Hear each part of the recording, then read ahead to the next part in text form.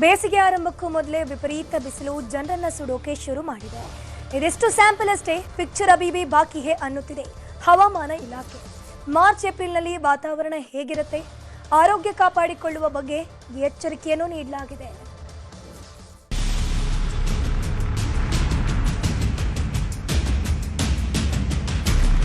ಶಿವರಾತ್ರಿ ಮುಗಿತಾ ಇದ್ದಂತೆ ಶಿವ ಶಿವ ಅಂತ ಚಳಿ ಮಾಯವಾಯಿತು. ವಿಪರೀತ ಬಿಸಿಲಿಂದ ರಾಜ್ಯದಾದ್ಯಂತ ಜನ ಬಳಲಿ ಬೆಂಡಾಗಿದ್ದಾರೆ. ಸಾಮಾನ್ಯ ಉಷ್ಣಾಂಶಕ್ಕಿಂತ 1-2 ಡಿಗ್ರಿ ಏರಿಕೆಯಾಗಿದೆ. ಬೆಂಗಳೂರಲ್ಲಿ ಗರಿಷ್ಠ ಉಷ್ಣಾಂಶ 32 ಡಿಗ್ರಿ ಸೆಲ್ಸಿಯಸ್ ದಾಖಲಾಗುತ್ತಿದೆ. ಕಲಬುರಗಿ, ಬಳ್ಳಾರಿ, ಕೊಪ್ಪಳದಲ್ಲಿ 36 ಡಿಗ್ರಿ, ಕರಾವಳಿಯಲ್ಲಿ 35 ಡಿಗ್ರಿ ದಾಖಲಾಗುತ್ತಿದೆ. ಲೈಟ್ ಆಗಿರುವಂತಹ ಫುಡ್ ಅನ್ನು ನಾವು ಕನ್ಸ್ಯೂಮ್ ಮಾಡಬೇಕು. ಎಸ್ಪೆಷಲಿ ಹಣ್ಣುಗಳಲ್ಲಿ ಆರೆಂಜ್ ಇರಬಹುದು, ಮೋಸಂಬಿ ಇರಬಹುದು, ವಾಟರ್ ಮೆಲನ್, ಕಲ್ಲಂಗಡಿ ಹಣ್ಣು ಇರಬಹುದು. ತರಕಾರಿಗಳು ಅಂತ ಬಂದಾಗ ಸೌತೆಕಾಯಿ ತುಂಬ ಇಂಪಾರ್ಟೆಂಟು. ಸೌತೆಕಾಯಿಯನ್ನು ಸೇವನೆ ಮಾಡ್ತಾ ಇರಬಹುದು. ಇನ್ನು ಮಜ್ಜಿಗೆಯ ಸೇವನೆ ತುಂಬ ಇಂಪಾರ್ಟೆಂಟು. ಅದೇ ರೀತಿ ನೀರಿನ ಸೇವನೆ ಮಾಡೋದು ತುಂಬ ಉತ್ತಮ.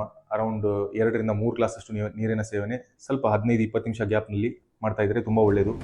ವೈದ್ಯರು ಹೇಳೋ ಪ್ರಕಾರ ಆಗಾಗ ನೀರು ಕುಡಿಬೇಕು, ತೆಳ್ಳಗಿನ ಬಟ್ಟೆ ಧರಿಸಬೇಕು, ಟೀ ಕಾಫಿಯಿಂದ ದೂರ ಇದ್ದರೆ ಒಳಿತು, ದೇಹವನ್ನ ತಂಪಾಗಿ ಇಡಬೇಕು, ಆರೋಗ್ಯದ ಕಡೆಗೆ ಗಮನ ಕೊಡಬೇಕು, ಇಡೀ ದಿನ ಎಸಿಯಲ್ಲಿ ಕಾಲ ಕಳೆಯಬಾರದು, ಕೋಲ್ಡ್ ವಾಟರ್ ಇಂದ ದೂರ ಇರಬೇಕು, ಆರೋಗ್ಯದ ಕಡೆ ಗಮನ ಕೊಡಬೇಕು ಅಂತ ತಜ್ಞ ವೈದ್ಯರು ಸಲಹೆ ಕೊಟ್ಟಿದ್ದಾರೆ. ಶೀತಕಾಲದಲ್ಲಿ ವಿಂಟರ್ನಲ್ಲಿ ಎಷ್ಟು ಎಕ್ಸರ್ಸೈಸ್ ಮಾಡ್ತಾ ಇರ್ತೇವೆ ಅದರ ಅರ್ಧದಷ್ಟು ವ್ಯಾಯಾಮವನ್ನು ಇವಾಗ ನಾವು ಮಾಡೋದು ತುಂಬ ಒಳ್ಳೆಯದು. ತುಂಬ ಸ್ಟ್ರೇನಿಯಸ್ ಆಕ್ಟಿವಿಟೀಸ್ ಮಾಡ್ಲಿಕ್ಕೆ ಹೋದರೆ ದೇಹದಲ್ಲಿ ಡಿಹೈಡ್ರೇಷನ್ ಆಗಿ ಅದರಿಂದ ಹಲವಾರು ತೊಂದರೆಗಳಾಗುವಂಥ ಸಾಧ್ಯತೆಗಳಿರುತ್ತೆ.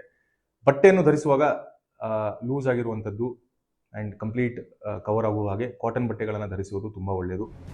ಮಾರ್ಚ್ ಏಪ್ರಿಲ್ನಲ್ಲಿ ರಣಬಿಸಿಲು ಬರಲಿದೆ ಅಂತ ಹವಾಮಾನ ಇಲಾಖೆ ಮುನ್ಸೂಚನೆ ಕೊಟ್ಟಿದೆ. ಬೆಂಗಳೂರಲ್ಲಿ ವಾಡಿಕೆಗಿಂತ ಹೆಚ್ಚಾಗಿ 39ರಿಂದ 40 ಡಿಗ್ರಿ ಮುಟ್ಟಿದ್ರೂ ಅಚ್ಚರಿಯಿಲ್ಲ. ಆರೋಗ್ಯದ ಕಾಳಜಿ ವಹಿಸುವುದು ಅತಿ ಅವಶ್ಯವಾಗಿದೆ. ಪ್ರಗತಿ ಶೆಟ್ಟಿ, ನ್ಯೂಸ್ 18 ಬೆಂಗಳೂರು.